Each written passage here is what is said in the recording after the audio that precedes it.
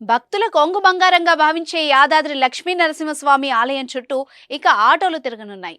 రోజుకు 100 ఆటోలు షిఫ్ట్ల వారీగా భక్తుల్ని గమ్యస్థానానికి చేర్చడానికి గుట్టెక్కనున్నాయి. ఆటో డ్రైవర్లకు ఇచ్చిన హామీ మేరకు ఈ నెల 11 నుంచి యాదగిరిగుట్ట కొండపైకి మొదటి ఘాట్ రోడ్ మీదుగా ఆటోల్ని అనుమతించాలని నిర్ణయించారు. గజం కేవలం 500 రూపాయలతో 1210 గజాల భూమి కేవలం 6 లక్షలు మాత్రమే.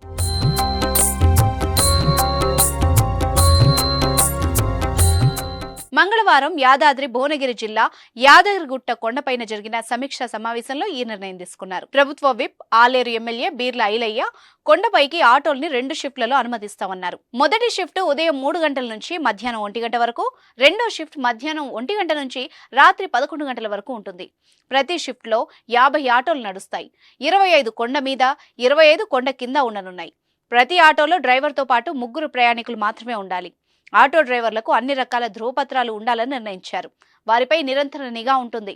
ఇక ఆర్టీసీ బస్సులు యథావిధిగా భక్తుల్ని కొండపైకి చేరుస్తాయి. యాదగిరిగుట్ట లక్ష్మీ నరసింహస్వామి పుణ్యక్షేత్రంలో పురాతన సాంప్రదాయాలు పునరుద్ధరింపబడ్డాయి. కొండపైన భక్తులు టెంకాయలు సమర్పించుకునేందుకు శాశ్వత ఏర్పాట్లు జరగబోతున్నాయి. పార్టీలకు అతీతంగా అన్ని శాఖల సమన్వయంతో పనులు పూర్తి చేస్తామని, మరో 10 రోజుల్లో కొండ మీద భక్తులు మొక్కు నిద్రలు చేసేందుకు డార్మెటరీ హాల్ నిర్మాణ పనులు ప్రారంభమవుతాయన్నారు ఎమ్మెల్యే బీర్ల ఐలయ్య.